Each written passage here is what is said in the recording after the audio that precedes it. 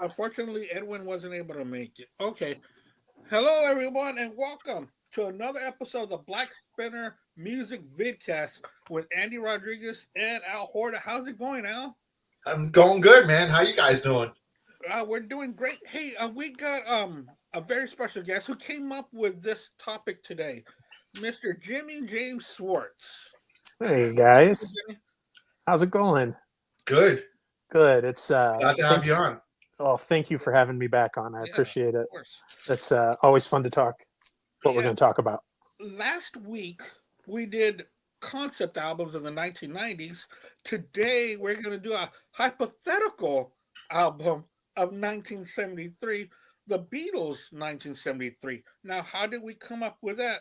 Well, Jimmy so kindly gave us the blueprint for this. And what we're going to do is that we're going to take John Lennon's Mind Games, Paul McCartney's Band on the Run, George Harrison's Living in the Material World, and Ringo's Ringo. They were all released in 1973, and we each picked our favorite tracks from here. I don't know what Jimmy picked, and I don't know what Al picked, but we are also following the template of a Beatles album. There's only going to be five John, five Paul, two George, and one Ringo, which is what most of the Beatle albums were. So we followed that, and that makes it so much fun because we can't just put, oh well, let's just put all of Paul's, or no, we constructed this the way a Beatle album should be. I want us to give a shout out to Edwin Canastracci. I mean, he was supposed to be here today, but work took him away from tonight. So um, we hope to see you here soon. Jimmy, tell us, how did you come up with this idea? It's funny because it actually came from uh, the Kiss solo albums. If you think how many times people say, give their hypothetical, if Kiss made an album in '78, what would it be? I Um, did do that one time too. yeah, me too. Me too. I I don't probably remember the made. track listing though. I'd have to dig back and find out what the track listing was. But Yeah, mine was mostly Ace Frehley, but yeah, I didn't stick to any template whatsoever. But I was listening to the Ringo album, and God, I love that album. Oh, it's good. It's of these four, it might be my favorite of the bunch, and I really just wanted to talk about how great that album was, and I figured a cool way to do that would be to make a, a compilation of what a Beatles album would be, and so um, that was really, I looked to see, it was done in '73, and kind of figured, well, Band on the Run was done in '73. Harrison did an album in '73, and Mind Games came out. I So think Red Rose Speedway was in '73 too. So was it? I think McCartney had two albums in '73. Okay. I was Yeah, thinking '72, but you might be right, Al. yeah, Um, I still probably would, even with that, would lean heavily on Band on the Run. I think it's yeah, the better album. yeah. But yeah, Although that was really I do like Red Rose Speedway too. I remember having it on cassette as a kid, Mhm. and I listened to yeah. that one a lot. So I guess I have Oh, like kind of a connection to it. So My Love is one of the best ballads of the '70s. That's so good. That So is good yeah. stuff. yeah, cool. Cool. Yeah. So you see, that's the difference between the Kiss album, because the Kiss album, how many Ace Frehley songs would you actually put on there? If you Like, were doing like a Kiss album, you'd probably have one, because at that point he had only song he had done was "Shock Me." So okay, so you would probably, very similar, have maybe four Paul songs, four Gene songs, a A Peter and an Peter. Ace song. okay. Yeah, that'd be hard as hell though, man. Yeah, To yeah. do it that way. I would. I mean, if you're going by like Ace sung songs, yeah, he only sung "Shock Me" up to that point. But written songs, though, Hmm. he always got like probably like at least three on an album, right? Oh, Two, okay. Yeah. three. Well, You know, because I would think, what, Dress to Kill, he was a co-write on Rock Bottom, I think. yeah, He wrote Getaway, and I can't remember if he had anything to do with Lover All I Can or not, but yeah, yeah, you got a point there for yeah. sure. Yeah. because he didn't start singing right off the bat. I mean, it took him like quite a few albums, Yeah. in to finally like do a vocal, and Those 6 albums in. yeah, Love So, Gun shit, Yeah. Yeah. And then once for sure. he did that, he came out with soul. Like he was like George Harrison. He came out like swinging, man. Like holy shit. Big time. All right, so let's get on with what's spinning. So, what have you been listening to lately, Jimmy? Funny enough, I last night we watched the new Elvis documentary on Netflix, and so all day I've kind of been in a bit of an Elvis mood, and particularly that comeback era, Memphis, his gospel albums, that kind of thing. So that's really haven't been in an Elvis mood in a while. It was centered around that 68 comeback special. Yeah, like the first hour of it, though, really kind of just goes through his history. Yeah. And oddly enough, some parallels, I think, with Lennon in the period that we're going to talk about, how really Colonel Parker manipulated him and just got him into some shady contracts with his movies, and just how unhappy and insecure he was, and how Parker really played on his insecurities, which is, kind of this whole idea of, he grew up in that little shack in Tupelo, Mississippi, and he had Colonel Parker in his ear the whole time, kind of saying, "You're just one step away from going back there." Dude, that's crazy. From thinking that he was the king of rock and roll. Yeah. And, he was the top of the world in the late 50s. And then, he could have easily gone back right after the army. Yeah. Then, made those movies where he was stuck making movies for almost 8 years. Yeah. And go ahead. Just subpar soundtracks at that time, and music passed them by. Yeah.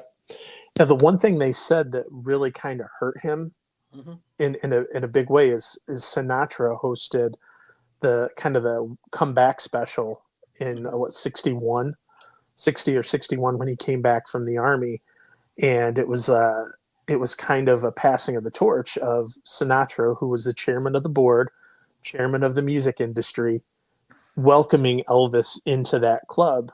And what they highlighted in the documentary is the thing that killed was the danger. Before Elvis went to the army, he was dangerous. He was that guy swiveling his hips. Yeah. And he lost that when he kind of got the Sinatra endorsement. So it really kind of interesting. That's Sinatra and Presley had nothing in common when it came to music. No. At all. No. Yeah. Not at all. So it was that really 68 comeback special though is unbelievable, man.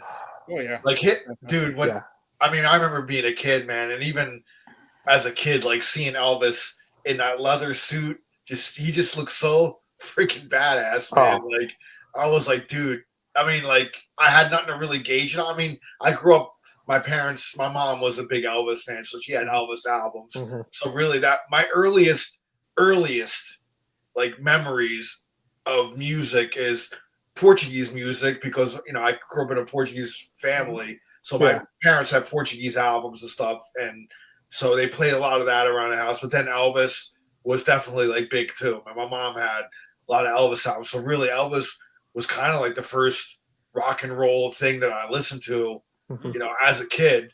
And I just remember, so I wasn't alive, obviously, when the 68 comeback special happened, but I remember, them re-airing it when I was a kid, like in the 70s, and seeing like Elvis in that leather suit, and I was like, that is really cool, man. Like he just was like, I mean, I'm comfortable. I mean, I wasn't old enough to know anything about sexuality yet or anything like that, but I just thought he was like the coolest fucking thing in the world, man. He was in stud mode right there. I mean, all the girls were just screaming for him, man, and it's unbelievable, man. Yeah. Oh yeah, that whole portion of that show just phenomenal, and that's my favorite era. And he wasn't a bad guitar player, man. When you watch him, like he was jamming with them, man. Yeah. Because normally, like you don't think. I mean, maybe in the earlier years, he might have maybe known 2 or 3 chords, and that was it. But as time goes on, I'm sure he picked it up and played it, and got better at it. But he was pretty fucking good in that on that He special, man. was. He was. He was He jamming, was. dude. Yeah. So just them sitting around, man, in the round. That was Yeah. kind of like a unique concept too. Was not a lot of people like did that. I guess the Beatles kind of did that in some specials or something, but Nothing quite. I don't know. It didn't feel like that though. I mean, it was something. There was something special. It was like Yeah. there was something in the air that they were night. they were just the couple of guys and just sitting in the middle, man, with everybody just kind of sitting around them, and I thought that was pretty unique, and I'm sure it was pretty unique at the time, That had to have been. Had to have been. Yeah. And was that during the holiday? I don't know. It might have been. I think that's why they like did a TV special, because I think it was around the holiday. I think it was somewhere between Thanksgiving and Christmas, somewhere around there. I think. Okay. I'll look it up while y'all are talking. Yeah.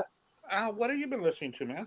Well, I'm gearing up to see Yngwie Malmsteen tomorrow Nice. night. So I've been like kind of spinning like a couple. Well, his pre-solo album stuff. So Steeler was the first band that he was in. So Awesome. I've been jamming this one, and it's really cool. It's like if you're so used to Yngwie, like his solo albums, it's like this is kind of like he's a bit more. Like, he still shreds, but I mean he's a bit more reserved on this album. I guess that's because Ron Keel really kind of wrote the music, so I guess he was tailoring to what was written for him.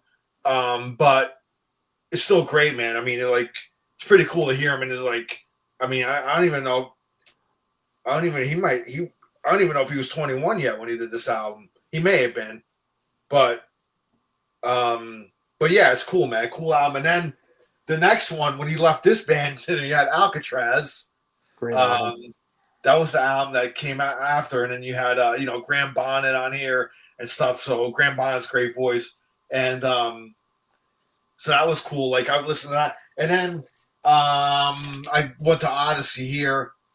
This Kate Doré actually gave me this album. She's really cool to send this to me already, probably 2 years ago, and so there's always I always love Joel Turner on here. I love his vocals. To me, Yngwie's first 4 or 5 albums are classics. I love all the 80s stuff that he put out. So that's that. So I'm gearing up to see him more. Now, this past Sunday, my wife and I went to go see, 90s alternative band Better Than Ezra. Yeah. So we went to go see them. We had free tickets to see them. So it was kind of cool. And they were really good, man. They surprised me because I only really know the one hit they have, Good. That was big in 95 or whatever. Oh, yeah, also that deluxe album. Yeah. So it's funny that you say that because after the show, they did a free meet and greet. So we just got on the line and they were really cool. We just went up to them and met them, got pictures with them, and they signed whatever. So I bought my wife's old CD, and they actually signed it. So that's cool. Yeah, my wife had it in the car, so I brought it in with me, and they signed that. And then I ended up getting the set list as well, and they signed that. And they did 2112 as an encore. If you see there, No way. 2112 Overture. Dude, I was like, what the hell's going on here, man? And they nailed it. They did it really good, man. Dude, they did the opening effects and everything. You know how 2112 opens up with this swirling, keyboard effect. They put that on there. It's funny. They bought a little. They did a Spinal Tap kind of thing where they bought before the encore. They brought out this little. Remember in the movie when they did the little mini Stonehenge? Yeah. So they brought out a little mini Stonehenge and put it on the stage, and then all of a sudden you hear 2112 start up, the keyboard part at the beginning of the intro of the album, and then they come out and they fucking went into Overture, man. They did the whole Overture. They did it before the vocal. They didn't do Temples of Syrinx, but they just did the Overture, and then they went into a couple other things. But I was blown away, man. I was like, that was pretty cool about them. You're like, what the hell's going on here? I know, man. But it was, and then after when I met them, I was like, I went up to them. I was like, dude, you guys did Rush is my all-time favorite band. I can't believe you guys did Overture 2112. And they were like, yeah, we worked on that for quite a while. But they nailed it. They sounded great doing it, man. You know, That's awesome. And then the week before, on Thursday, I took my daughter to go see a David Bowie tribute, and that was really cool. She really enjoyed it, and I ended up getting a set list of that one too. they did a whole, I mean, it was really good, cool. The guy did the whole different phases of Bowie. He did the Ziggy era, and then he did the mid to late '70s kind of the White Berlin, the kind of Diamond Dogs, and then into that, and then he did the '80s. He comes out into like a suit, like a red suit. Kind of did the '80s era. Bowie. My daughter loved because she loves the movie Labyrinth with David Bowie in it. So they did the song Magic Dance from Labyrinth, and she was happy about that. So, Cool. But that was like my couple of concerts I went.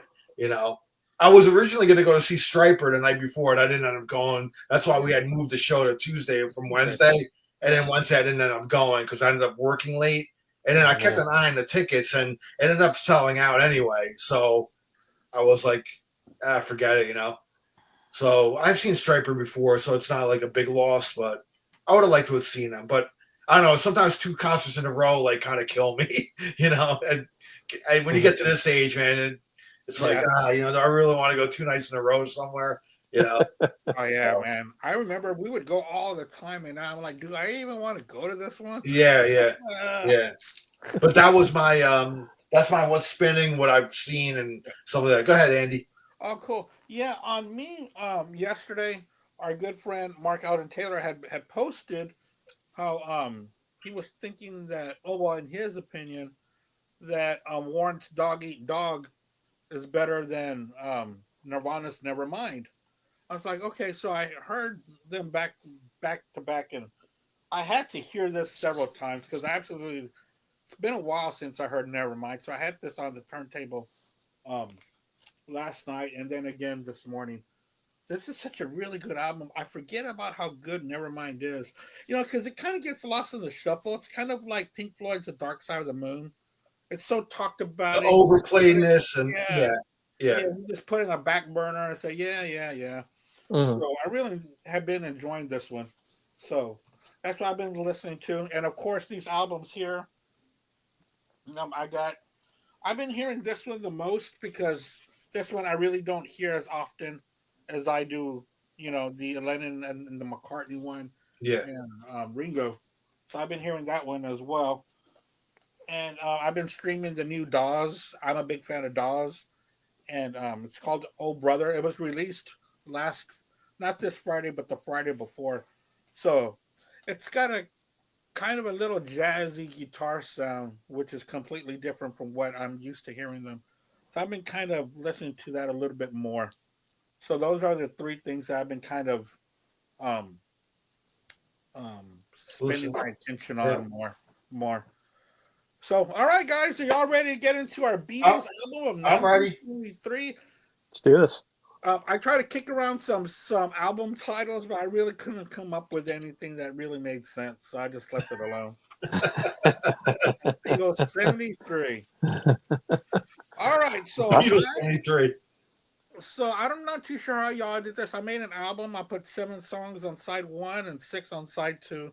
Y'all can just go straight down like a CD, or however y'all did it. So, what's your first track, Jimmy? All right.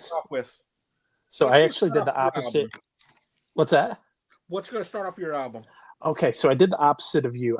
I did 6 tracks on the first side, and 7 on the second. And I wanted to, assuming that the Beatles have been away for a few years, wanted to kick it off with some energy. And so I started off with Jet. And funny enough, I think that's written about a black lab that Paul and Linda had bought from some stand on the side of the road somewhere when they lived out in the country. And I don't know how it relates to the actual lyrics, but they had named their black lab Jet. So a high energy dog, high energy song, and I figure it's a good way to start the album. Yeah, so. It really is. Yeah. Yeah, I gotta lower my lesson. I'll tell you why. Because there's a reason why I put it somewhere else. All right, what do you Awesome. got? I'm right there with Jimmy, dude. I'm starting the album off with Jet, man. I think it's the perfect opener for like the album.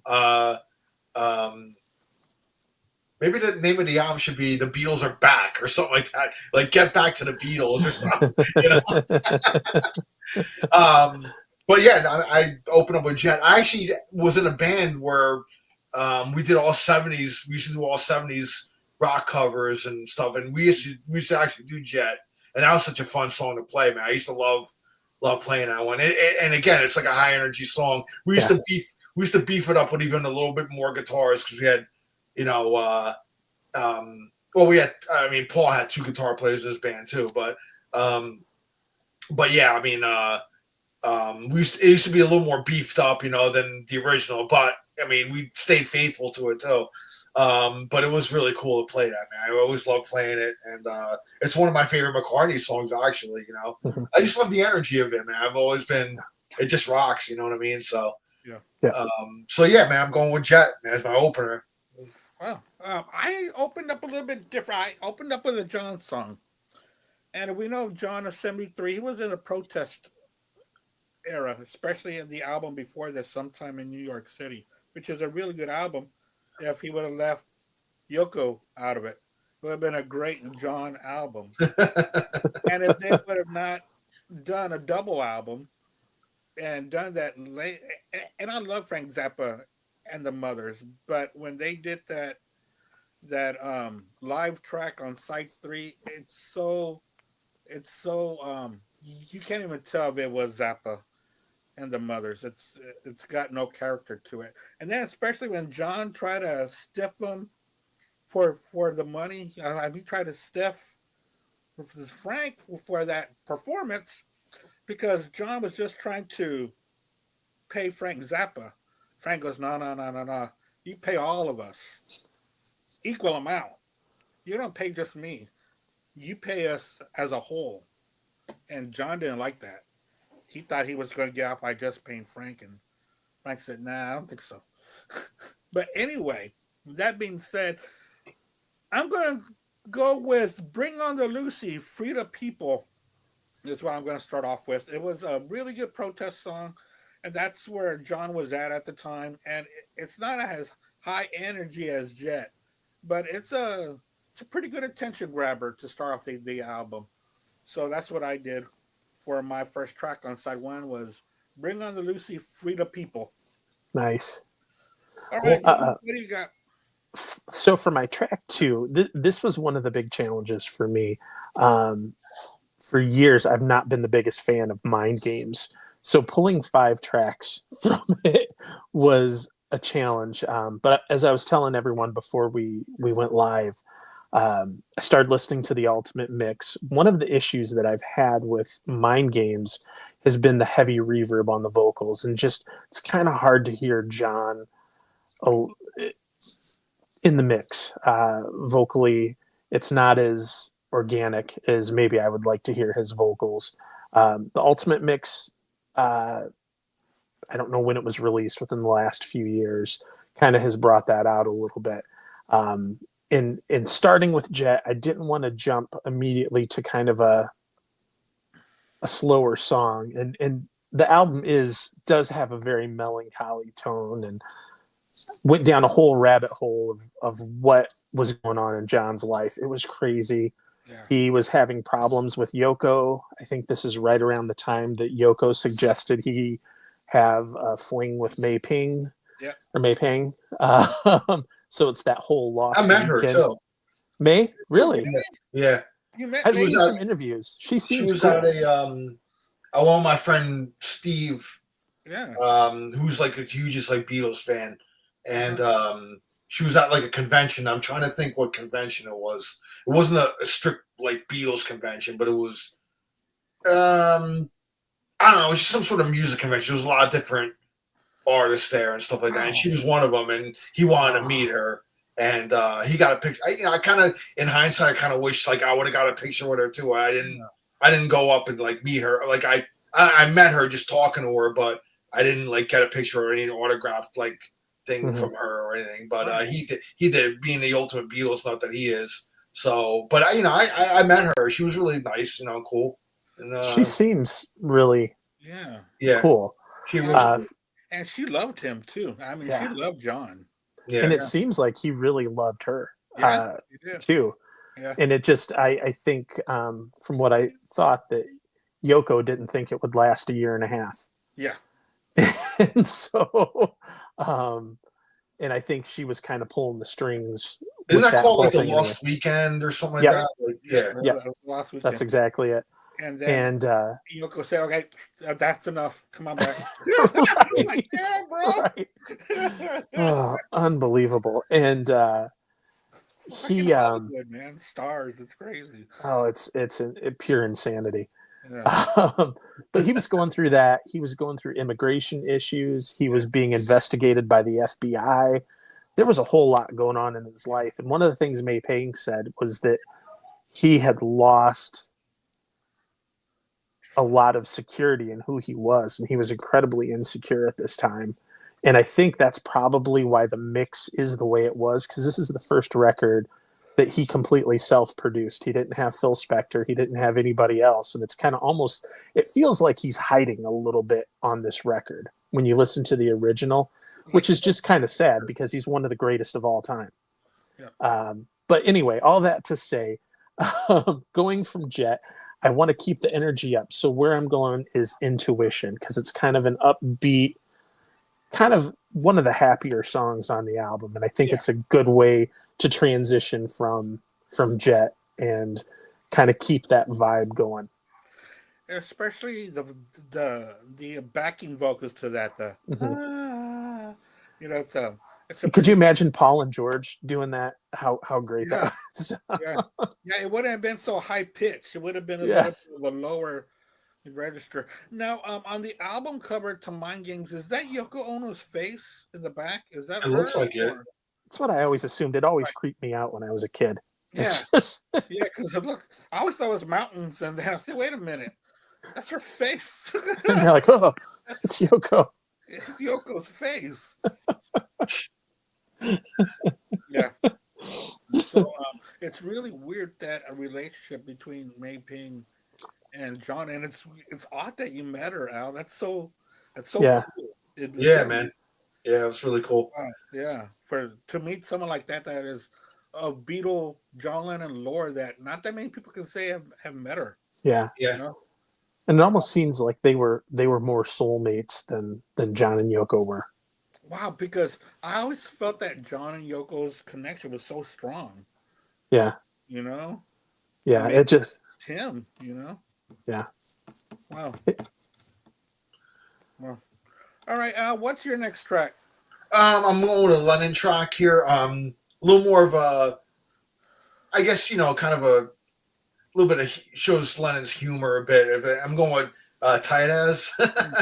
And we were just talking about Elvis before. It's kind of like his homage and love for Elvis, Yeah. like 50s rockabilly. I thought it was a pretty cool song, and kind of reminded me of Elvis, like that 50s rockabilly Elvis kind of thing. And John idolized Elvis, so he was a huge Elvis fan. So it only made sense, and I thought that it made for a good second track, kind of after Jet, kind of going to like this cool little rockabilly number by Lennon. So that's gonna be my number 2, Tight As. And it's I think he wanted reading up on it, he wanted it really kind of meant tight ass, but he wanted to get that past kind of censors or whatever. So whatever record company or whatever shit. He's a The Beatle, dude. Man, you can fucking do whatever he wants, Yeah. really. yeah, yeah. And But he was the most tongue in cheek of the bunch. all. So Oh yeah. yeah, Yeah. So that's my number 2, Tight As, and by Lennon. So Yeah, man, I really love that guitar solo at the end. I don't know if that's him or not. It kind of sounds like it is him. So that's a really good rockabilly solo at the end. And he also made a 50s cover album in 1975, did I he? think, called Rock and Roll. Oh, Yeah, okay. it's all 50s covers. Oh, okay. Yeah, and in fact, I'll show it to you. I got it. Where's my L's at? They're towards the bottom. I'll show you a picture of it, but he's got like I think it's a picture of him young, and he's like in front of some It's like he's standing in a doorway yeah, of a yeah, building, kind of. yeah, and it says rock Yeah. and roll with some kind of neon lights, and it's all 50 send ups. It's a pretty good album. In fact, I should hear it soon. What I'm going to start off, my number two track is going to be a George song, and it's going to be "Give Me Love, Give Me Peace on Earth." Ah, great song. Yes, it's so good, and I always like this one better than the one that's on my sweet Lord. I've always liked this one better Mm-hmm. because of the guitar break on here, and so that's how that album "Living in the Material World" starts. But I'm gonna do "Give Me Love, Give Me Peace on Earth." I think he sounds fantastic on there. And when he talks and sings about spiritual things, you really do feel his authenticity in it. Mm-hmm. And I think that's what kind of hindered him quite a bit, was that a lot of his songs had to do with spirituality, and people just sometimes don't want to hear that. But Yeah. I always kind of stayed away from this album. But the reason why I was listening to it a lot this past week was that I was starting to hear in the spiritual point of view, and a lot of more different songs really did gravitate me more than before. So, give You me know, love, give me peace on earth is what I'm gonna go with. well, and you know, an interesting point, you mentioned the spirituality of it all. I think a lot of people in the late 60s were doing the whole Indian guru thing. And I think it was a phase for a lot of musicians. I think it was the cool thing to do. Mm-hmm. But for George, it was authentic. It And was the it way it was was, life. yeah, Yeah, yeah. And I think you can feel that on that record. yeah, yeah. Because a lot of people, like when the Beach Boys went with Mike Love and Donovan, and a couple of the Stones went, it was just it was a PR kind of thing Yeah. because they came back and they were completely the same. George Yeah. was transformed, Mm-hmm. and I think it was his idea to go in the first place. You That know, wouldn't shock me. Yeah. yeah, yeah. I think it was his idea to go to India in the first place, right before or during, well, before the White Album, because they really needed to get out of where they were, because they were going through a rough time themselves. Mm-hmm. With the death of Brian Epstein, having no manager, their money was in flux. There was so much crap going on. That's Mm-hmm. crazy that the Beatles, the biggest band in the world, had no band manager during Magical Mystery Tour, the White Album. I mean, they managed themselves, and it turned into turmoil. Yeah. So that's how. So that's why this album kind of talked to me a little bit differently, because he was completely separated from everything else. With he talks about it throughout the whole album, living in the material world. You Yeah. know, Yep. so and especially he had another song, "See, Sue You, Sue Me." Yeah. You know, I think that was about the Beatles, the Yeah. breakup and the business side of it, and all that just combined. It was just a tough time for all of them, really. To Absolutely. step out of the Beatles and then go solo. Yeah. It's Yeah. tough, man. So, what's your track number 3, Jimmy? All right. So I'm going straight through, and I'm having a song from each member of the band. So we're just kind of going through. And next up, going from Intuition, want to keep the vibes going, and I'm going with the first track off the Ringo album, the John Lennon penned "I'm the Greatest," and I just love the bravado that Ringo brings to it. I love the throwback to Billy Shears. Um, Man, it's just such a fun song, You and better believe it, baby. Yeah. yeah, it's so good. And for those who don't know, the Ringo album is the only Beatles solo album to feature all four members On it. in some form or fashion. So it's the closest thing we'd have to a Beatles album uh, after they broke up. But I absolutely love that Which I song. think is pretty And cool, man. yeah, Yeah. Yeah, it really is. I really struggled with what song to put on there because initially I had Photograph because it's such a great pop song. That was a big single for him too, man. Yeah, I probably had 3 or 4 different songs in that slot, but just the flow of this list, I just feel like that song just fits right in with Jet, Intuition, and into I'm the Greatest. So that's my number 3. Yeah, and I'm also it's that kind of kooky Ringo song that would Yeah, come out on the Beatles album too. yeah, You know, sure. it's the one that would break the Of, monotony or whatever. of all You're, the seriousness, like yeah, you'd have the Yeah, Ringo song, the lighthearted kind Yellow of Submarine or yeah, Octopus's Garden or yeah. yeah, yeah, absolutely. That's a yeah. good point. It's a good pick. It's a good pick. All All right, right. so my number 3, I'm gonna go McCartney. I'm gonna go with "Let Me Roll It," which was actually the B-side of the Jet, and became became a staple in his live set. And I've always loved that song, man. Oh, yeah. Just Love really the guitar line. the guitars, the guitar lines really, just kind of like dirty, but really like just kind of it just sets the template of the just Yeah. grooves. You know what I mean? So yeah, I love that song. So that's really it, man. Let me roll it, man. McCartney, it's a classic. But the fact that it's a B side, it's like, it's pretty funny. Mhm.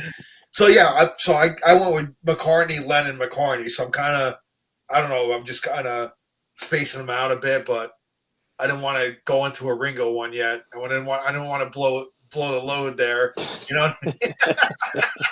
Yeah. So yeah, let me roll at number 3, McCartney. Go ahead, Andy. Nice. Yeah. I always like to hear a ballad for the third track on an album. Break up Mhm. the but I'm not too sure if this is a ballad, but I just absolutely love this song. It's one of my favorite songs of all time.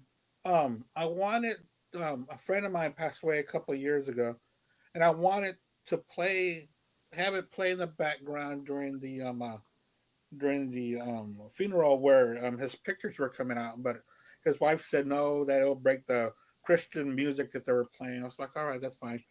So it's Photograph. I absolutely Mhm. love that song. It's co-written with George, and I told my wife that I want this played, during my funeral, and she said, "You don't want Whoop Whoop There It Is anymore." I said, "Well, we can." I said, "Well, you can play both. Just pick some apart." Whoop, there it is. I love that song. I always thought that'd be cool. So, but my number 3 is gonna be Photograph. Um, I think Ringo does great, and also the performance he does on a concert for George, and when they did that a few years back with Danny Mm. singing along with him, Ugh, it's an amazing song, yeah, and it's my favorite off that Ringo Starr album, and it it's might so be catchy.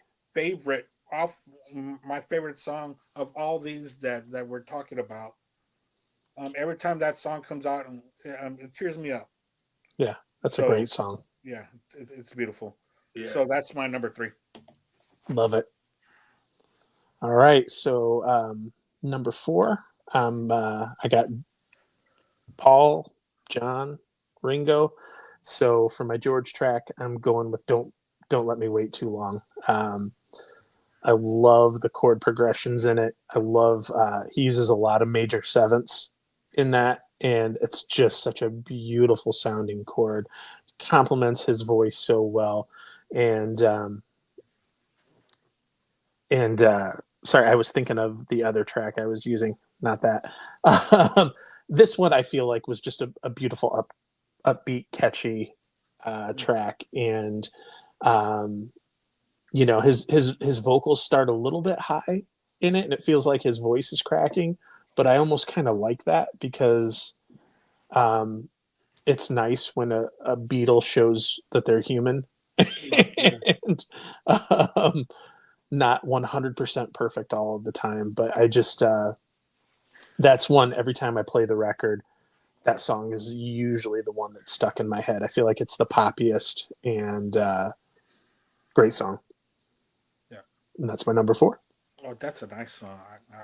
I do like that one a lot. All right, Al, what's your number 4, man? So my number 4, I'm going with a Harrison song, and Andy already mentioned this one. Give me love, give me peace on earth. I'm going with that one. I like that song a lot. And I mean, shit, man, he's got Nicky Hopkins on here, Klaus Warman. He's got a whole cavalcade of guys on here. Gary Wright, Jim Keltner.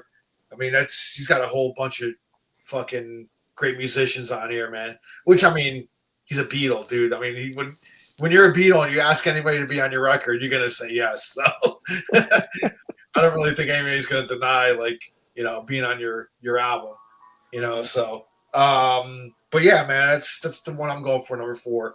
So it's the first appearance of a George song on here. So And George was just so well loved by everyone. yeah, Where like a lot of these guys that played on albums were like best friends of his. yeah, You know, yeah. Clapton came into the fold for the Beatles because of George. It's funny when you hear a lot. Preston because of George. Yeah, it's funny when you hear a lot of like guitar players. They always single out George as an influence, man. Like they always, a lot of the lead guitar players in bands that came after always like looked up to George, man. And always respected him. So yeah, I think he gets a lot of love, man, which is good. He's deserved. Well deserved. Yeah. Yeah, I think so too. And for him that they would call the quiet Beatle, well, I guess they had to call him something because he wasn't always in the media, but that dude was a badass, man. People, and other musicians loved him, because of that. He introduced so many different sounds in the guitar, and he changed so much. Even with the Beatles, he would change tempos and change instruments and just introduce so much. Yeah. Well, and talked about that. Yeah. No, sorry, I didn't mean to interrupt you, Andy. No. I was going to say, I know Al's a guitar player too. Some of the lead stuff that George used to do back in the day, it was very Chet Atkins style of lead. And if you've ever tried to play any Chet Atkins stuff at all, it is difficult. It is hard. It doesn't sound difficult, but it's incredibly difficult because you're not just playing off of a pentatonic scale, you're playing chord-based leads, and you're using your thumb and your fingers to, I mean, it's incredibly difficult. And George could do that. And nobody talks about what a great player he was. He was a phenomenal player. And on the other side of it, like with Lennon, like when Lennon would like play a lead or something like that, he was more from the Chuck Berry school. Yeah. Kind of that, whereas George was a little more intricate with his like, he was the more of the lead guitar player. But Lennon took the occasional lead, and Lennon played the more kind of just like the more Chuck Berry kind of, a little more, kind of that like style from that school. Get back solo. Yeah. But they complement each other perfectly. You know what I mean? So. Absolutely. And so many, all 4 were great musicians in one band, and they taught each other and they learned with each other. That's they really progressed, like, off of each other and became like these. When they were, when you listen to that early Beatles stuff, it was a little more primitive in the playing, but still, when you really listen to it, there's some stuff going on there. But man, as they went on, man, it was just like they just got better and better as musicians, and and by the time like they were done, they were like masters, you know what I mean? So everybody was like just listen, when look at like they progressed at the speed of light, really, when you in a pantheon of like what was it, 7 years they really were in the public eye, Look at the songwriting too, like how well they crafted their art. They went from "I Want to Hold Your Hand" to "A Day in a Life." You know what I mean? Yeah. And it's just with all that orchestration, and all that stuff. In a 4-year period. Yeah. Unbelievable. That happened. And I love that old stuff, but not many bands progress like that, man. There's but when you think of like 5-6 years, that goes by in a blink of an eye nowadays. It seems, but I don't know. Like back then, I mean, bands were releasing like 2-3 albums a year, and Year, yeah, it's crazy, man. Like how much they were doing. So yeah. I guess not. I guess like nowadays, I guess they really kind of. I don't know. It's just maybe with like all the media and everything, like it just you don't have to pump out like 2 albums a year anymore. They just kind of milk the albums out for like 5 or 6 singles, and whereas like them, they were just like boom, boom, boom, boom. They were, I mean, putting out singles between albums that weren't even on albums, and I mean, just nuts, man. Well, if you think about it, they were making money from the bulk of their money came from album sales, right? Whereas now it's kind of it's the reverse. Yeah, it's through touring. Yeah. I mean, for them to like stop touring in '66, that's like, wow. It's like you're thinking like you're giving up all that money, but like they sold millions of albums, man. It's like they were like banking. And every album, it's so weird because they released 12 albums in a 7-year period, and every album is completely different from the last. Yeah. They just kept going forward and breaking barriers and doing things that had never been done before. They really are an amazing band. Yeah. They just are. My number 4 track has already been mentioned by Al, Tight Ass. I thought it was just a rocker, and it fits perfect right after Photograph. The Photograph being an up-tempo, melancholy pop song, and now you come with a guitar riff that's pretty which is pretty rough, and along with a nice guitar solo, and the vocals are pretty rocking as well. So I put that one at number 4. Awesome. All right, so on to number 5. I'm back to John, and we're gonna bring it down just a little bit, and I'm gonna go with I Know, parentheses, I Know. It's almost it's interesting because the beginning guitar riff almost reminds me of I Got a Feeling. It's kind of got that. It almost sounds like he's trying to do that, and then the song goes somewhere completely different. But it's almost got a little bit of a country influence. But I love, again, I feel like John's being pretty vulnerable here, and I think it's a great track. So it's my number 5. Yeah, cool. I never thought of this album the way that you're talking about it, Jimmy. That he was going through so much tough time at that moment that maybe he was not as confident as he used to be. He wasn't on top of the world like he talks about on the track "Watching the Wheels." Yeah. Which is a fantastic song. My God, so good. And he really did the bare bones on that one too. But now that you mentioned that, because I like Mind Games, I think it's a really good album. But now I can hear it differently, and just think about how a singer songwriter writes what's going on. Yeah. And also the performance behind it. So that's a good point. Yeah. All right, Al, what's your next track, man? After "Give Me Love." Yeah, I'm going with the Ringo song here. I'm going with "I'm the Greatest," man.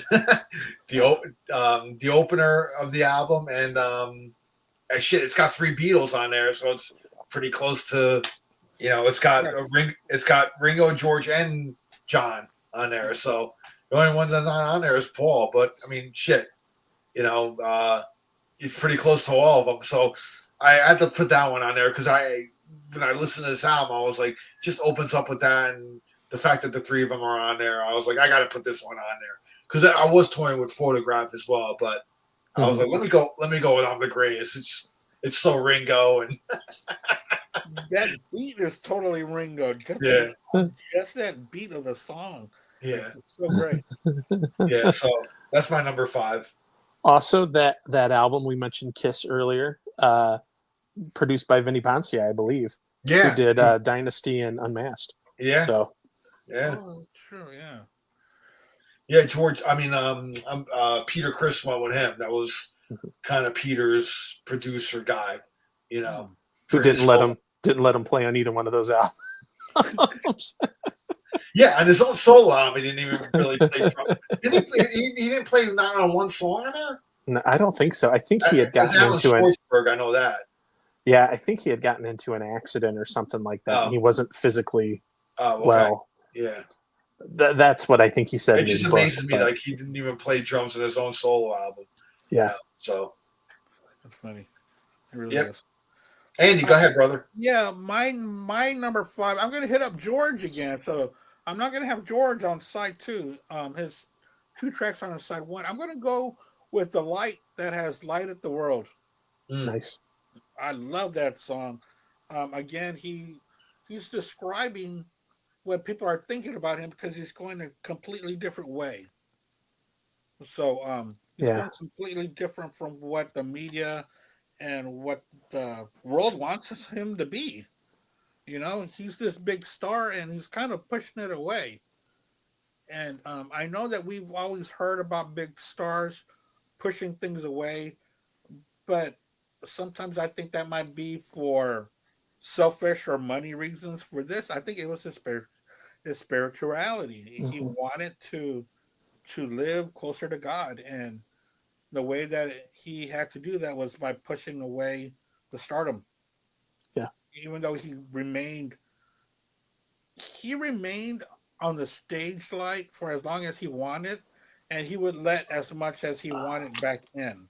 He was in control of that in a very, very personal way that John couldn't handle, and that Paul got eaten up by in the 70s, and George controlled it.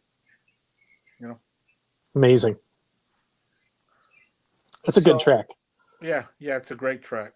Number 6, your last track on side one. Yes. And as soon as we talked about doing this, I knew this is the song that I wanted to end side 1. I feel like it's a perfect close to the side.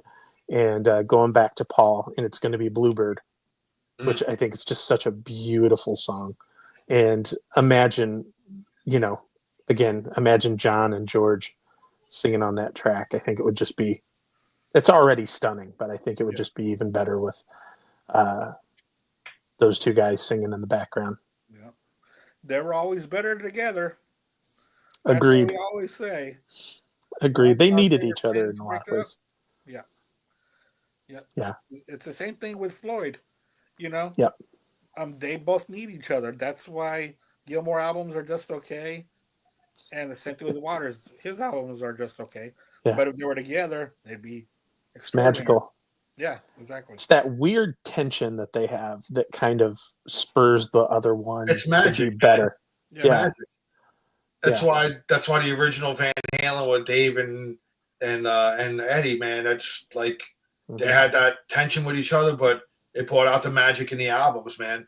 You know, it brought out better playing and Seems like all the great bands had that. I mean, it was the same thing with Queen. Aerosmith, Aerosmith, The Who, like all those guys. I mean, they had tension with each other. Yeah, they respected each other, but they also had that tension. You know what I mean? So, Sabbath with Iommi and Ozzy. Yeah.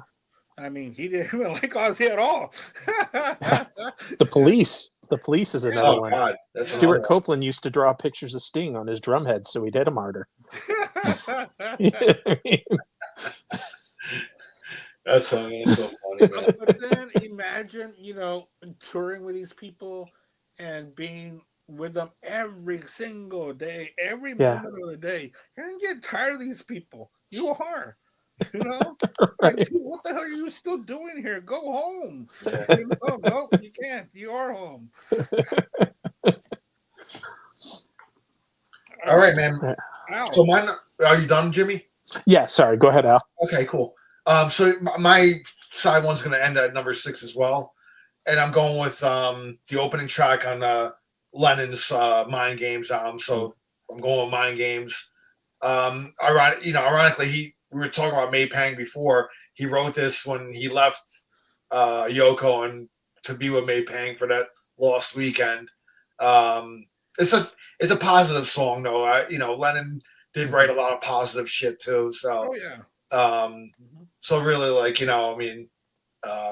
it was a positive Lennon song. So I thought like I don't know, for some reason I thought it was cool to end the side one with Mind Games. So I want to end it with the Lennon track. So that's my number 6. So that ends my side one on the I don't know, re-meet the Beatles.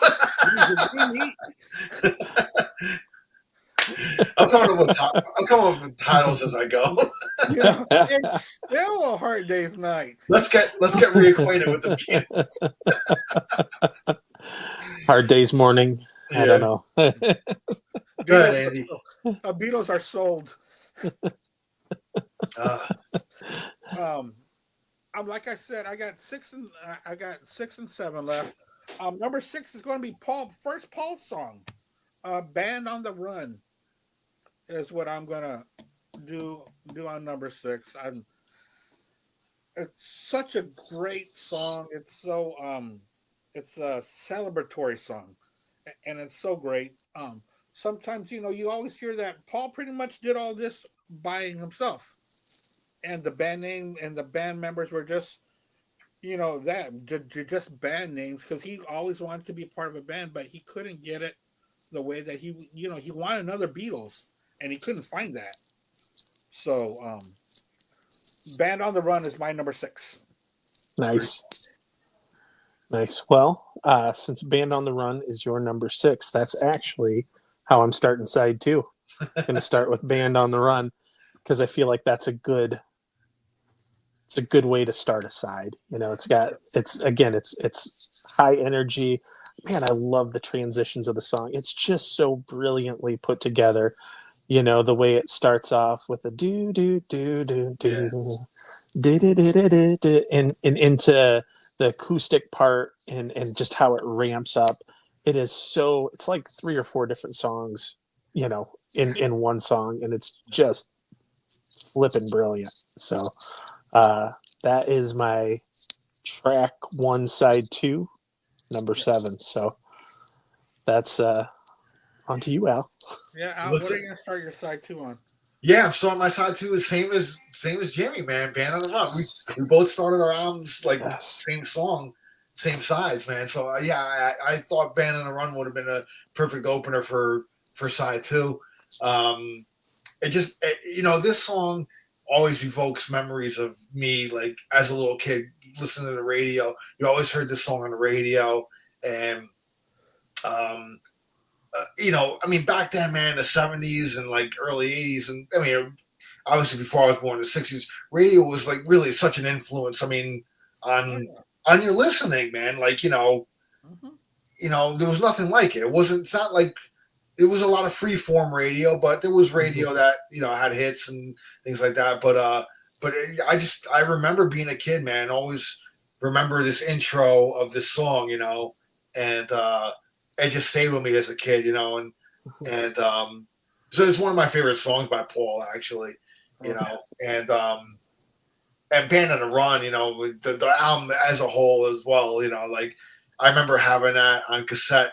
I had that on and Red Rose Speedway. Those were like the 2 McCartney albums on cassette when I was a kid, because it wasn't my older brother had, but I remember it was my dad's apartment. I always told the story about how some guy abandoned an apartment that my dad, would rent out, and he slept behind all this stuff. And those are like one of the many albums, cassettes that he left behind. And I remember like playing it and stuff. And I was like, yeah, man, I know this song, from a kid, hearing it on the radio. So, and I still have that cassette to this day, as a matter of fact. That's cool. So, yeah, I had That's that special. one, Red Rose Speedway. So those are the 2 albums I had of Wings. So, but yeah, I'm starting off number 2, Band on the Run. So nice. And I'm going to end my side 1 with Jet. I can't hear Band on the Run without Jet. So I'm going to have them go together and end side 1. I always like to end an album with an epic track. Yeah. So Band on the Run, One into Jet is a great closing side 1, in my opinion. And Jet's a perfect opener too, and it's a perfect closer as well. Just shows how great that track is. And also, I'm gonna close it with Jet. Y'all opened with it. All right. What's your Love it. next one, Jimmy? Next one has been mentioned twice already. So again, keeping the energy up, I'm going tight as. Mm. And again, it's been talked about, and I agree with everything you guys said. I love the upbeat vibe of it. This is one song where the reverb really kind of fits, just because of the style of the song. You got to have some heavy reverb when you're doing some 50s influenced rock and roll. But Right. Yeah. All right. Al, what's your second track, man? I'm going to Harrison track here. I'm going with "Be Here Now." Um, I like that track a lot. I never really heard this George album really, so until we were going to do this thing. So this track was pretty. It grabbed me, and there'll be a reason why I picked this track too. I just thought it was a good segue into another song that's going to follow this. So I don't know, man. I just me with my concepts, man. I always like the concept shit. So yeah, I'm gonna go with "Be Here Now" by Harrison. love it. The structure of the album is important. You got to Yeah, think about those things. yeah. Yeah. You got to think about the flow of an album, And "Be Here Now" is my favorite Oasis album. which makes you wonder where do they get this? Where did That or Oasis get this? Wonderwall? Yeah. So go ahead, Andy. Yeah. I'm gonna start off side one now. I'm gonna start off with Mind Games as my as kicking it It's a off. good opener as well, man. Yeah. The way that he opens up the album Yeah, actually is with yeah. Mind Games. So Mind Games is the way I'm gonna start off side two. All right, go Jimmy. Nice. So up next, I'm going with "Let Me Roll It." Yeah. Yeah, Al talked about it again. I feel like it's, um, it's kind of that slower tempo, but it still kind of rocks in a way, and it's that dirty guitar, and it's just kind of it's gritty, and I love when Paul gets gritty, because he's always been so squeaky clean. So when you get gritty, Paul, I feel like it's something kind of special. So And his vocals are rough on here too. yeah, That's what I love about it too. That's what makes it along with that riff, but his vocals yeah, are heavier, dirtier, rockier. Yeah. absolutely, Yeah. absolutely. So on to you, Al. Yeah. So from "Be Here Now," Yeah. I had to go into "You Are Here" by Lennon. I just thought, putting Nice. those two kind of back to back was just kind of a. I mean, I don't know. Maybe I'm stupid or something, but I don't know. I just I like the flow of it, man. The Yeah. way "Be Here Now" into "You Are Here."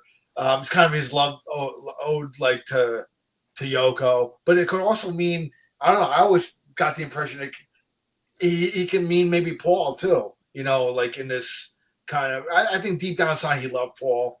And he missed Oh, him, yeah. and he can be cynical, but he can be very positive and loving too.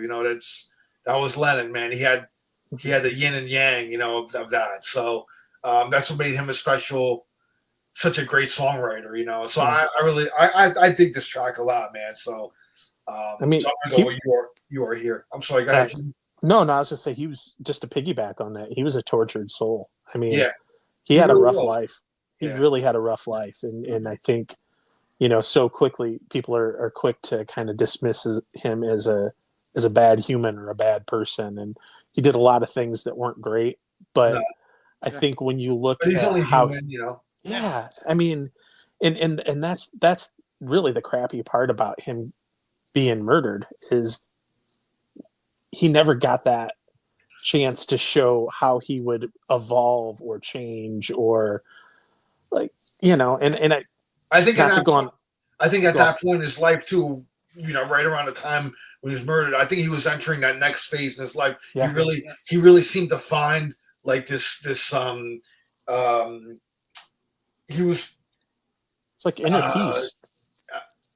he was in a good I think he was in a good Yeah, space. You know what Yeah, I he mean? Like was. he was finally, like he was he, enjoying being a dad, like all exactly. that stuff. Yeah, Yeah. So and that Double Fantasy album, like he just Mm-hmm. made that album, and that was going to be like, like a big, like, statement for him. You know what I mean? Mm-hmm. And Mm-hmm. and it was, but I think Being Murdered kind of did that even like more. I think, but I think even if he had lived, I think that he would have went on tour. He probably would have toured behind that album and did big things, man. I think he would have been. I think like MTV would have like embraced him.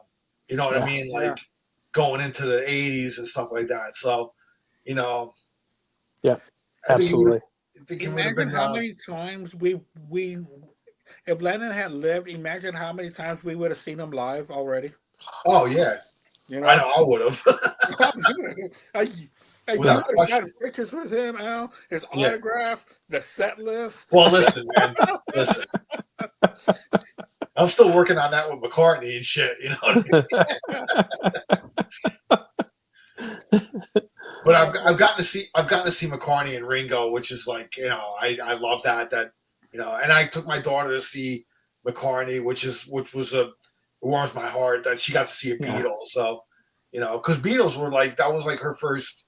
She gravitated towards them too. I mean, kids love that. I mean, you want to break a kid into like rock music. I mean, give them the Beatles, man. You got to start them on that Beatles one even. Yeah. I mean, I'll tell you what, that's my kid. That is my son to the core. Ian Wadley actually sent me it was a flash drive with all of the original Beatles cartoons from the 60s. Yeah. And so it's in my Blu-ray player right now.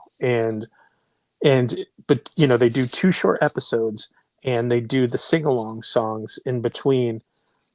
That kid knows his Beatles, like just from sitting down and watching that. And you're 1000% right. If you want to get a kid into music, start with the Beatles because the melodies are so good and they're so brilliantly written that a 50-year-old can enjoy them or a 5-year-old can enjoy them, and it's crazy. awesome. That's the signature of a good songwriter or a great songwriter. To capture everyone. Yeah. That's so you are here now, so it's my turn. My number 2. Y'all have already said it. Paul is going to kind of dominate my side too. I'm going to go with Let Me Roll It as my second track. We've already talked about it several times. Good stuff. That's how good it is. So go for it, Jimmy. All right. And hopefully I say this right. My next one is a Sumasen. I'm Sorry. And the John track and kind of his, almost like his apology to Yoko. And again, kind of that vulnerability that he shows. And, as I said earlier, this Mind Games wasn't an album that I really loved. I didn't hate it, but I didn't love it. These new mixes, honestly, have brought out so much. I am loving this album right now and playing it a lot. And this is one of those songs that just kind of, it's almost like a gut punch in a way. Mm-hmm. And just, you hear how broken John is. And I love the vulnerability and I love the honesty of it. And that's really who he was as a songwriter. And I think it's a beautiful song. Yeah. And when he would act out or act tough and stuff, I really think it was to hide his real truth meanings, or his true meaning. Because when the Beatles broke up, I know that he was the first one to leave, or Paul was, or there's different stories of who left first. But I really think that it really hurt him that the Beatles were over. It really did. It really did hurt him. Because he lost that brotherhood that he never had. He had that friendship he never had, and it really hurt him. So, all right, Al, what's your next one, man? I'm going with No Words by McCartney. Just like the song a lot, and just like typical kind of love song that McCartney would write. I think this is what I got out of it. again, like the Band on the Run album. Like I love the whole album, so it was kind of tough for me to pick 5 songs from it because I think out of I mean, this is the album that I've heard the most out of any of the 4 of the albums that we're doing today. I never heard the Ringo one, but I want to dive back into that one because that was a real good one, like Jimmy was saying. I gotta give Ringo more of a chance, like on this stuff, man. So I know probably could be hit or miss, but this album seems like a really, really good one. So Yeah, this was his blockbuster big album. yeah. Well, Photograph was probably his biggest solo song, right? Was it one of his? It probably was one of his. I would say so. Yeah, I would Yeah, say that so. one and "It Don't Come Easy" was another big hit. Yeah, Yeah. Don't Come Easy. Yeah. Yeah. Which was A single, I think. and then they added that onto a reissue of this album. Right. I mean, I stuck with the original track listing, but Yeah. looking at it, like it looked like it was on a reissue of it. Then, so yeah, I'm going with No Words by McCartney. I like that song a lot. So Yeah. Yeah, and in fact, I think they added this one in 1970. I think they also added to and it's the album. it's the only co-write on this album with Denny Lane. I think it was like the first Denny Lane composition on a Wings album. So going back to that that convention that I went to where I met May Pang. That same convention. I mean, this is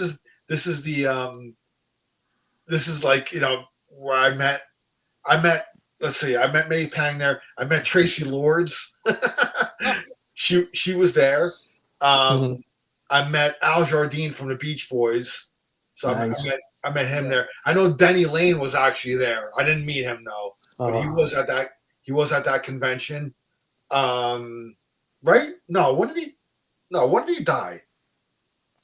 Just a couple, maybe like a year or two ago. Yeah. Right? Okay. He was there. I remember him being there. I think I met Keith Emerson at this one. Keith from Emerson, Lake and Palmer. Oh. So Keith Emerson was there. I mean, there was so many great like musicians and stars and stuff like that. I was just like, it's one of those like you got to kind of pay like to meet them too. So you got to kind of pick and choose. I normally don't. I don't like paying to meet somebody. It's not kind of my thing. Right. But there's certain ones though. But like you really want to meet them, you're gonna pay, dude. It's like because they're unreachable, really. So I was like, you know what? I'll just and the prices weren't bad. I mean, I think this is going back like 15 years ago already. So it wasn't like the astronomical prices that these people like charge now and shit. No, yeah. It's just crazy now. Like I can't even entertain the idea of like meeting some people, man, because they want like astronomical amounts of money. So, but for me, like meeting somebody, I like the hunt of it, like kind of hanging out around after like concert, like seeing when they come out, kind of running into them or things like that. I kind of look for that. I don't like to do the paid. I don't do paid meet and greets. To me, I think it's a waste of money. You know what I mean? So, I mean. I did. Yeah. I paid to meet Paul Stanley, but it was only a book signing, so I only bought his book. It's better than paying $1,000 to go meet Kiss. Yeah. I'm not dropping $1,000, dude. Sorry. Get a picture in front of a plexiglass. Yeah, that I paid maybe $40 for his book, and I got to meet him. I got a picture with him. Much cheaper that way. You know what I mean? So. And besides that, you got a book out of it. And I got a book out of it. Yeah. $1,000 to meet another human being. That's crazy, dude. Yeah, it's nuts, dude. Right. So, but there's fanatics out there that do it. So, more power to you, man. I just don't have that disposable income. No. So, and again, for me, it's the thrill of like kind of, meeting them. Like waiting around after the show. Yeah, is he gonna come out? To his tour bus, and some of them are really cool. They'll stop and they'll talk and they'll sign whatever and take a picture of you and so. I was toying with the idea of trying to meet Ingve tomorrow, but he's notoriously like an asshole, So I don't even know if I want to entertain even trying with him because sometimes they say never meet your heroes and and I have a feeling he's going to disappoint me if I try. But You know what's crazy is I've heard mixed things. I've heard he's either like that or he's extremely cool. I yeah, know people who have ran into him at airports. he could be a hit or And miss. Yeah, right, yeah. right. Depends on But the day. I think running into him at like random places like that is probably where he's cool. If you're kind of waiting outside like his bus or like a concert venue, I think that's going to be more like you're kind of treading on his territory. Yeah. You know what I mean? Whereas if you run into him, like I know Ralph said he's run into him at a gas station in Miami because he lives in Miami. Right. So he's ran into him there or like, I don't know, somewhere else just around town or whatever. So running into him, like, I'm sure he's cool. Like, you know, if you just kind of bump into him, hey, Ingve, how's it going? And all that. I'm sure he's cool like that. But, you know, when you're at like his concert, like kind of, you know, waiting In his outside, space. Yeah. he's kind of like, you know, I just want to get to my bus or I want to whatever, you know what I mean? So that's kind of what I'm trying to entertain him. But I'm like, I don't know if I want to do it, man. You know what I mean? So yeah. I met George Lynch outside of like one of his concerts one time at a club in New Jersey. And he wasn't an asshole. He was actually cool. It was like I walked up on him talking to maybe like 3 other fans out back, and he was just we were talking. So I just kind of stood there and I kind of was like kind of taking in the conversation and everything. And I had one of his CDs or whatever, and he graciously signed it for me. And then one of the guys asked, "Okay, I take a picture," and he was like, "Nah, no pictures tonight." He didn't feel like. You know, but he wasn't like an asshole about it. He just kind of was like, I just kind of don't feel like taking pictures tonight. You know, that's fine. You know, yeah, it was after a concert. He might have been tired, might have not liked the way he looked. I don't know, but you know, I don't push that on. Hey, dude, if you don't want to do it, you know, right? You know, but he was cool. He signed my CD and everything, so I have an autographed CD by him. Nice. And meeting Lynch was like one of my. I mean, I grew up as a guitar player. He was a god to me. So, Mr. Scary. I mean, yeah. Anyway, I'm sorry. Like, so I don't know where we're at here. Factor in Dawkins. He really was the it factor in Dawkins. Yeah. George Lynch. I mean, he's the one that changed. Well, that made Dawkins a good band to a great band. It was because of Lynch. Yeah. Fantastic. Yeah, his riffs are phenomenal. I mean, aside from his soloing. You know, I would wait to hear that from him. Yeah. My third track on side 2 is another Paul song, and I'm going to go with Miss Vanderbilt. Nice. Oh, I like that. Yeah. You know, it's just a fun track. And also, I forgot to mention this that Elvis '68 special was in December the 3rd. So it was during. You're right. You know, in between the holidays. Nice. I was trying to remember if they did any Christmas stuff on there. I know they did some gospel stuff, but yeah, very cool. Yeah. Is it my go? Yeah. Okay.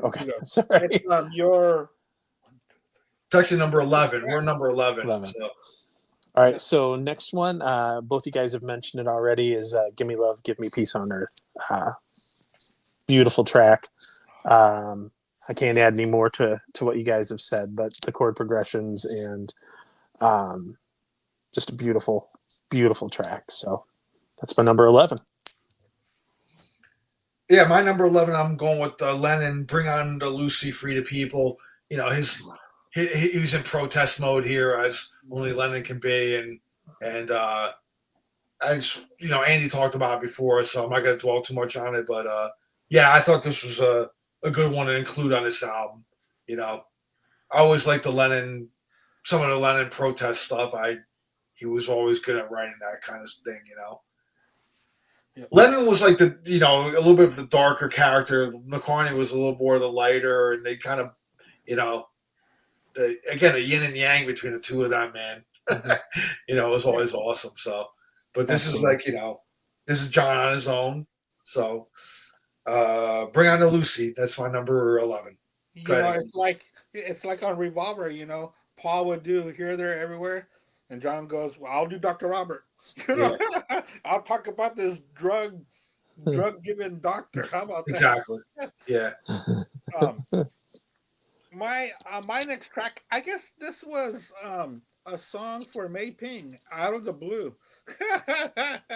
"Out of the Blue" by Lennon. I really liked it because it was kind of a. It wasn't a. It wasn't a mid-tempo ballad. It was kind of, and it wasn't a slow one. It was kind of right there somewhere in the middle. So I went with "Out of the Blue" by John on that one. All right, Nice. All right. So my second to last track, number 12, we're going back to Band on the Run, and I'm going with 1985. Hmm. I just think that's such a fun song. Again, that's the one that That is. always gets stuck in my head.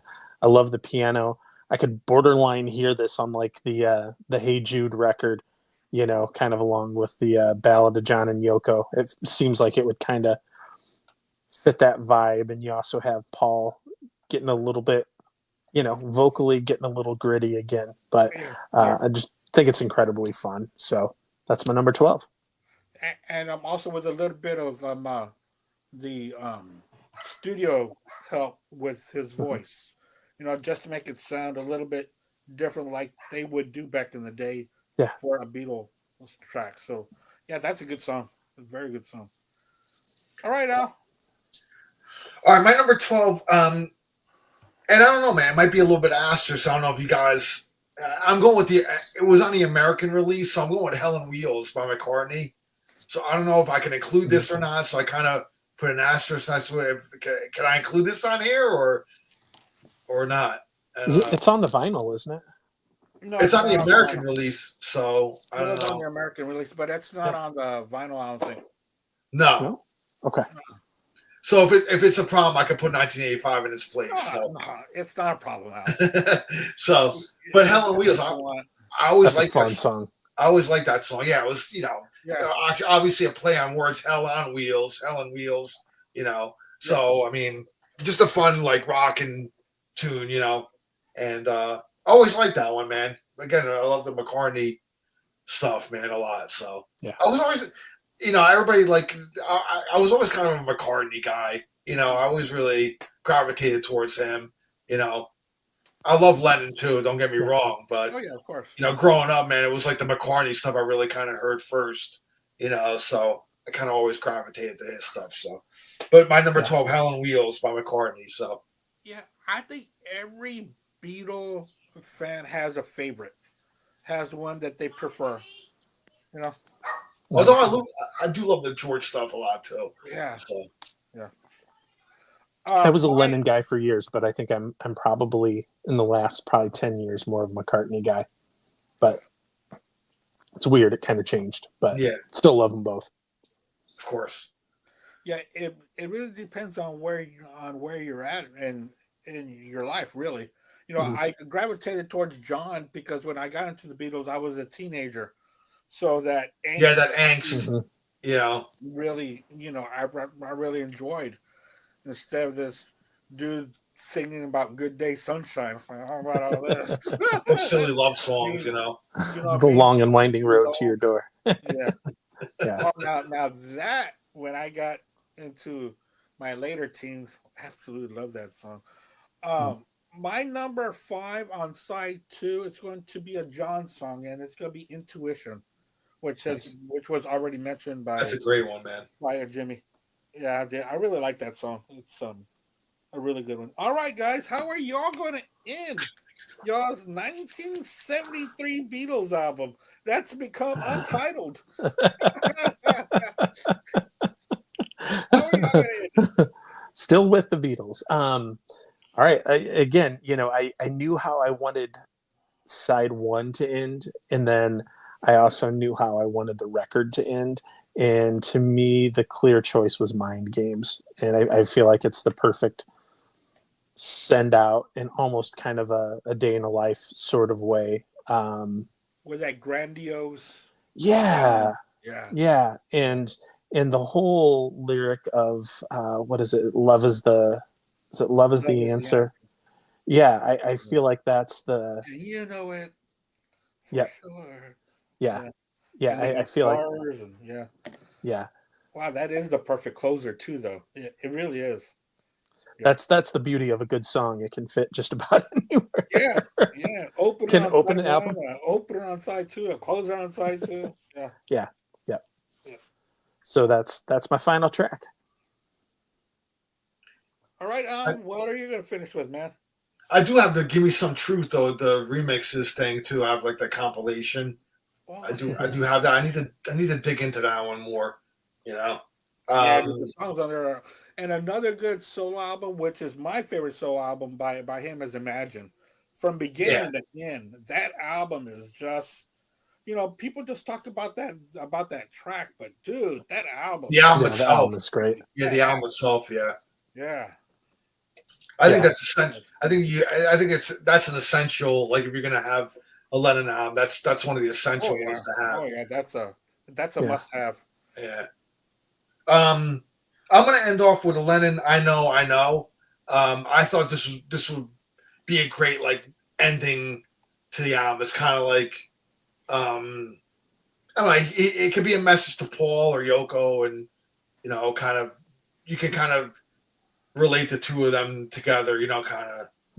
Kind of his message to, because again, like I know, like deep down inside, I'm sure John loved Paul and he missed him and all that stuff. But I thought the mood of the song would be kind of cool to close out the album. You know what I mean? Yeah. You could close out with a high energy song, but sometimes I like ending the song with like kind of a moody kind of track or a little bit of a more of a slower track. It just kind of eases you out, a little bit. So you kind of end the album like that was a satisfying listen. You know what I mean? So I always thought like this was a good song to end the album with. So Yeah. So for my Beatles Untitled album, Re-Meet the Beatles, whatever you want to call it. That's my number 13 track. So go ahead, Andy, take it away, brother. What's your last one? We could call it the Gray album. The Gray album. I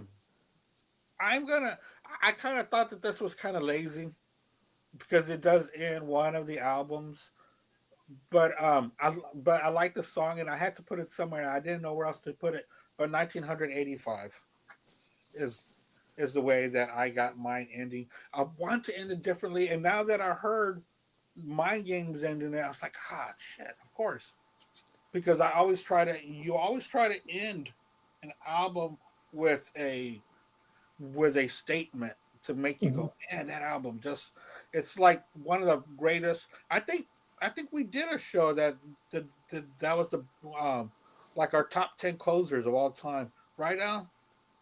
Of the Beatles? Albums? Oh, well, no, just the albums in general. Did we do? I think we did. I can't keep track of the shows anymore. I can't remember. I know. Well, we did. Well, I know we ranked the final songs of Kiss. So I'm close to that. But that was a trip out. That was a fun one. It's coming up on a year of that too. Yeah, it was around your birthday too. Yeah. I remember it was when Kiss ended their touring. We did rank the last tracks of each Kiss album, and we had Ralph on there. We had Decibel Geek guys. Chris and Aaron. That was a great show. Oh, that had to be fun. That was a fun show. I'm gonna have to go back and find that. I don't think I've seen that. I don't think I've talked to you. I'll send it to you. Thank you. That's when Andy first made me he made me an official co-host of the show.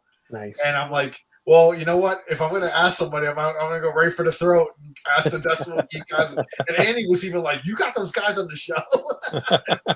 Yeah. I'm like, hey, man, go for it, dude. And those guys are cool, man. They're good guys. They're awesome really good guys. So, we need to get Chris back in here, but I haven't found a topic that I want to. Yeah, the last time he was on our show was, I think, the Thin Lizzy one, right? Yeah, it was the Thin Lizzy one. That was a great show too, because that was a great one. Yeah, we had Butch Jones on that, and we had Travis on there. We had and we had it was a big panel. Your co-host from we had Brad.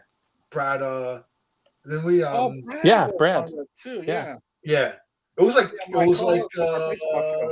like 6 of us on there, man. Yeah, dude, that was a crazy. That was an epic show, man.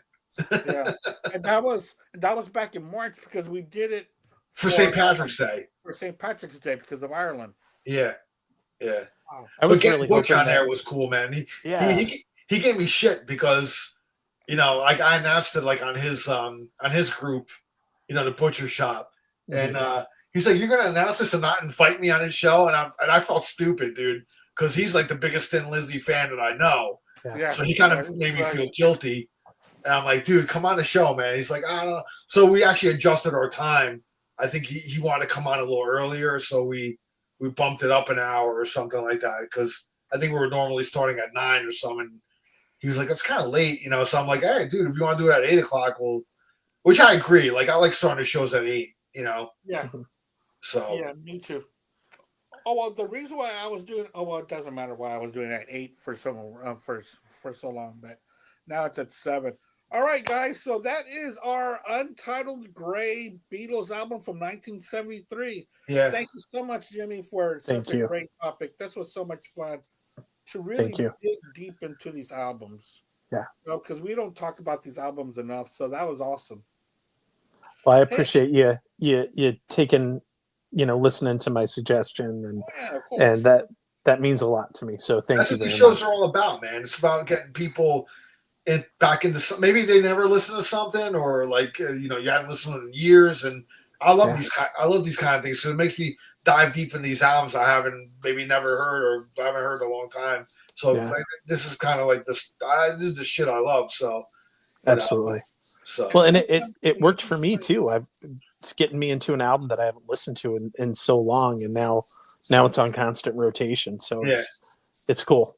Yeah, like last week when we did the 90s concept albums, I was like, the 90s aren't really generally considered like, but there were a lot of good concept albums in that decade, man. So maybe not as many as 70s and even early 80s, but shit, man, there was still some great creative, stuff like from a lot of the progressive like bands of the time. So. Progressive metal really became big in that decade anyway. So, but I haven't thought of anything for next week yet, Andy, but I'm going to brainstorm and come up with a topic. So I'll work on that. And that's really it for me. All right, guys. So next week we will have an episode right before Thanksgiving, and if I know Al, it's going to have something to do with Thanksgiving. There's going to be a theme to it. Yes. With November, it's going to be some kind of theme. And I'm very excited to find out what that is. I kind of have an idea. Is it gonna like a little? I'm halfway down a playlist just in case we do go that route. Okay. But I don't know. Is it going to involve the WKRP turkey drop? By any chance? I don't know, man. We'll see. You know me, man, with my concepts. So yeah. I always have something that ties it into what's going on. Yeah. So thank you so much, everybody, for watching and for commenting. And we will see you back here next week on the Black Spinner Music Podcast. Thank you so much, guys. This was a lot of fun, Jimmy. Really thank you. Topic. Al and I really enjoyed it. So thank you, man. Thank you. I always enjoy being on. So and remember, man, we're live on Black Spinner Circle and Be Cool Be Podcast on YouTube. Go check them out. Subscribe to our channels, man.